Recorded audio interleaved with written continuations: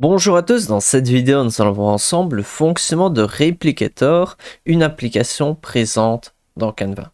Donc si vous êtes des utilisateurs de Canva, vous reconnaîtrez ici que je suis sur un design et à gauche une section application où j'ai trouvé Replicator.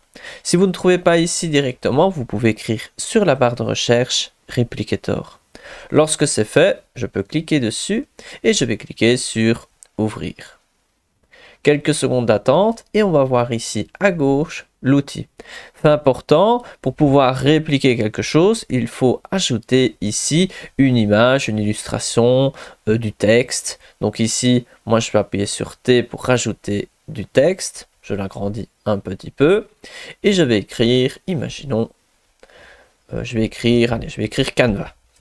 Canva. Maintenant, j'ai donc ajouté mon texte, j'ai un élément à répliquer. Qu'est-ce que je vais pouvoir faire? Je vais le sélectionner et je clique sur dupliquer. Et donc ici, on peut voir plusieurs propositions de réplication. On peut déjà avoir un aperçu ici. Donc je peux augmenter le nombre, comme ceci. Je peux augmenter l'espace, comme ceci. Je peux modifier l'inclinaison, comme ceci. Allez, par exemple, comme ceci.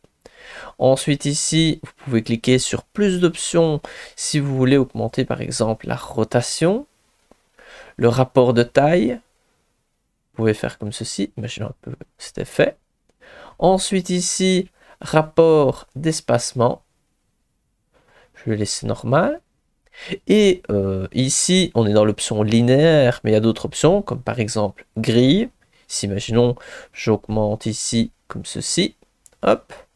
Ou je pourrais modifier peut-être comme ceci, un peu en cercle, ou peut-être au format vague, hop. Et ensuite, lorsque vous avez terminé de modifier, vous pouvez cliquer sur poursuivre, et vous allez avoir les modifications à droite. J'oubliais, pour terminer, vous devez sélectionner ici une police d'écriture. Donc si je clique ici sur retour, en cliquant sur poursuivre, vous arrivez ici, vous devez choisir une police d'écriture. Imaginons, je choisis du leak Spartan. Et voilà, on voit que c'est en train de charger. Et après quelques secondes, on peut voir ici le résultat final. Donc ici, j'ai fait ceci à la va-vite, mais vous pouvez voir le potentiel. Imaginons ici, je ferai un deuxième essai. Je vais prendre ici un emoji, par exemple celui-ci. Hop, je vais choisir donc Replicator. Je reviens en arrière, ou plutôt je vais peut-être cliquer sur retour. Et maintenant, je vais cliquer sur dupliquer.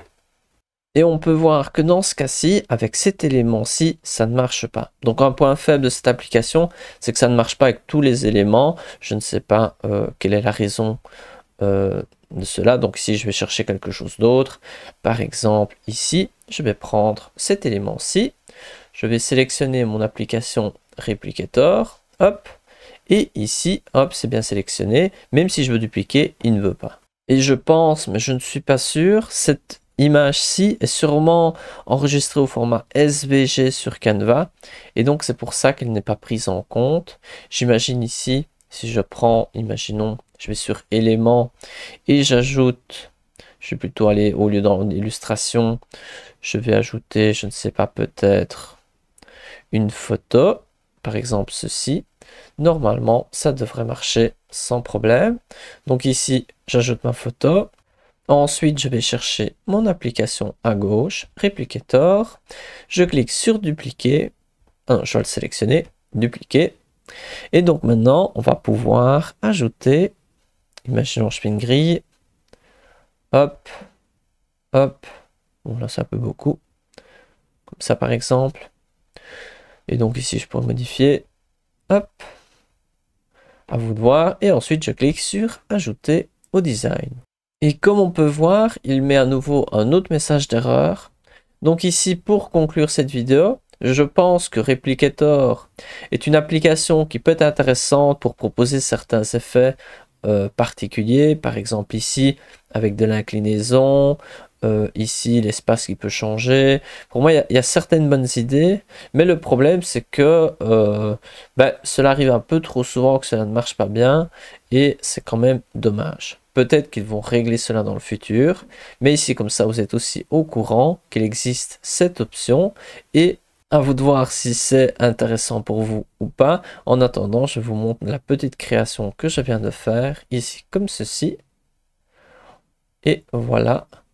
Ce qui est sympathique, c'est qu'il y a moyen de faire plein de choses différentes. Mais voilà, comme tout ne marche pas, c'est quand même dommage. Voilà, c'est à vous de faire un avis. On se retrouve pour une prochaine vidéo. À bientôt.